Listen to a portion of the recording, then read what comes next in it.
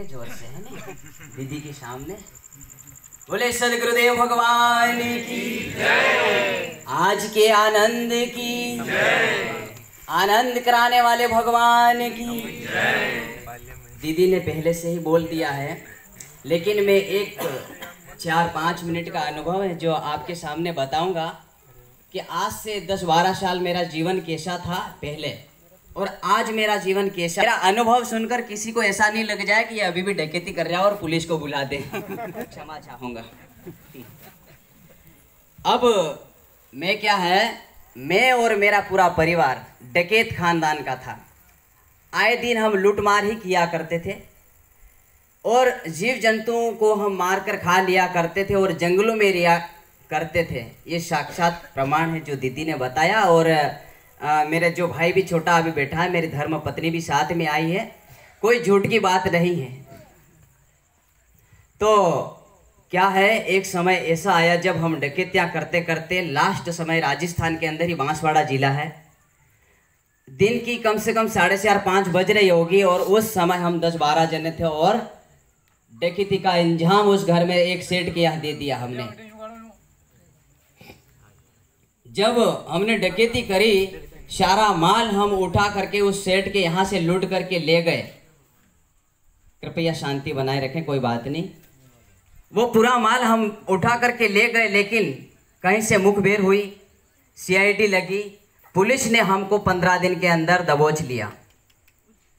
पकड़ाने के बाद काफ़ी रिमांड भी लिया पुलिस ने। पता है आपको, पुलिस तो मारती है, मार भी खाना पड़ी और मुझे बांसवाड़ा जेल भेजा। बांसवाड़ा से जब मैं नाबालिग हुआ, मुझे किशोर कारागृह जेल उदयपुर भेज दिया गया। वहाँ रहते हुए मेरे 3 साल में 15 दिन बाकी थे। उस समय मैं साधु संतों को और ये नहीं मानता था। मैंने कहा इनसे हमारा क्या मतलब है, हमारे तो काम ही यही है कि जीव जंतु को मारना है और लूटना है और हमारा पेट भरना है और परिवार चलाना है। उस समय साधु संतों को हम नहीं मानते थे, लेकिन डबोक आश्रम है जिस ऋषि प्रसाद में लिखा हुआ था, वहाँ से कोई साधक लोग आए किशोर कारागृह में और वो ऋषि प्रसाद बाटी। ऋषि प्रसाद को जब मैंने पढ़ा तो मेरे मन में और मेरे हृदय में इतना आनंद आने लगा कि मैंने कहा ये आशाराम बापू तो कोई देव पुरुष है, अवतारी पुरुष है, साक्षात भगवान लगते हैं हमें। अगर आप ऐसा ही होगा तो मुझे इस जेल से 15 दिन के अंदर बरी करा दिया तो आपका शिष्य बनूंगा और आपके आश्रम में आऊँगा। आप मानो या ना मानो, दीदी भी बैठे हैं यहाँ पर और हमारी और दीदियाँ भी बैठी है यहाँ पर जो बापूजी की रात दिन सेवा में तत्पर रहते हैं। लेकिन बापूजी, जब मेरी तारीख लगी, 2-3 बार जमानत लगा चुका था मैं, जमानत नहीं हो रही थी। जब 15 दिन में मेरी पेशी जब बांसवाड़ा वापस लगी, मुझे पुलिस के द्वारा पुलिस की गाड़ी से जब वापस लाया गया बांसवाड़ा पेशी पे, मजिस्ट्रेट ने मेरे सामने देखा और जब मैं मेरे मन में बिल्कुल गया था बापूजी को बोल करके, बापूजी आज मेरा बस इस जेल से रिहा हो गया तो मैं जैसे ही छूटूंगा वैसे आपके आश्रम में आऊँगा और आपका शिष्य बनूंगा। तो जैसे ही मुझे जब पेश करा कोर्ट के अंदर, तो मजिस्ट्रेट ने एक बार मेरे सामने देखा और फाइल पूरी क्रॉस कर दी, जबकि मेरी जमानत ही नहीं हो रही थी। साधु साधु सदगुरुदेव भगवान की जय। तो उस समय मुझे लगा कि वाह, भले दुनिया माने या ना माने, लेकिन मैं तो मेरे साक्षात भगवान विष्णु का रूप साईं आशाराम बापू। जब जब भगवान इस धरा पर अवतार लेकर आते हैं, संत के रूप में आते हैं, सज्जन लोग तो उनका नाम सिमरन करके भव पार हो जाते हैं, लेकिन कोई निंदक लोग नहीं पहचान पाते हैं। दीदी सत्संग करेंगे, जिसके बाद में मैं जैसे ही उदयपुर से आया मेरे गांव, मैंने पूछा मेरे पिताश्री से कि पिताश्री, मुझे संत श्री आशाराम बापू जी का आश्रम कहाँ है और इनके भक्त कहाँ रहते हैं, मुझे थोड़ा सा बताएंगे। पिताजी भी डकैत लाइन के थे और अभी तो बापू जी के भक्त हैं। लेकिन पिताश्री ने बताया कि बेटा अपना क्या काम है।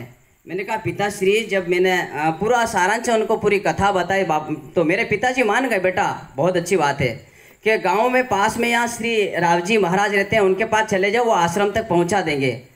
श्रीमान रावजी महाराज के पास पहुँचा और वो मुझे पंचेड़ आश्रम नामली रतलाम जिले के पास में वहाँ लेकर गए और पूरा बताया। फिर कहा कि आशाराम बापूजी रतलाम आ रहे हैं, शायद 2007 में ऐसे आए थे। वहीं पर मैंने दीक्षा ली और बापूजी का शिष्य बना। और जिसके बाद कुछ ही दिनों बाद सरपंच का चुनाव आया। मैंने मन ही मन प्रार्थना करी, बापूजी मैं जो गांव भी मैं फिर जेल से आने के बाद छोड़ दिया, मैंने दूसरे गांव प्रवेश कर लिया। वहाँ से 40 किलोमीटर दूसरे गांव में मैंने घर जाके बना दिया। मैंने कहा बापू चुनाव तो आ रहा है लेकिन मुझे इस गांव में कोई पहचानता ही नहीं है। तो मन में ही एक ऐसा मेरे को हुआ कि आपको चुनाव लड़ना चाहिए। बापू ने साक्षात कहीं बोला, ऐसा मुझे लगा। चुनाव लड़ा मैं, तो चुनाव लड़ा तो उस गांव में मैं चुनाव लड़ा तो जितना तो ठीक बात है, लेकिन बहुत से अधिक वोटों से मैंने जीत हासिल कर लीड मार दी उस गांव में मैंने। और आज अभी वर्तमान में मैं सरपंच हूँ। आपको लगता होगा ये तो झूठ बोले यार, सरपंच नहीं। और फिर 15 दिन के अंदर सरपंच संघ अध्यक्ष का चुनाव आया। तो मैंने कहा बापू से ही प्रार्थना करी मन ही मन। तो मैंने कहा बापू सरपंच संघ का चुनाव है, तो अगर आपकी अगर इच्छा हो, मैंने मन से कहा तो मैं लड़ लूँ। अंदर से संकल्प आया कि आपको लड़ना चाहिए।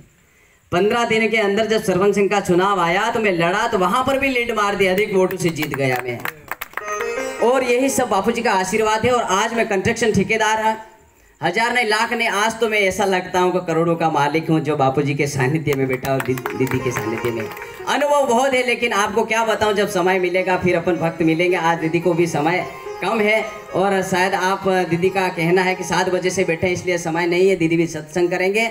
और मैं मेरे से बोलने में कोई छोटी मोटी गलती हुई, मैं आपका छोटा भाई समझकर क्षमा करना। बोले सदगुरुदेव भगवान की।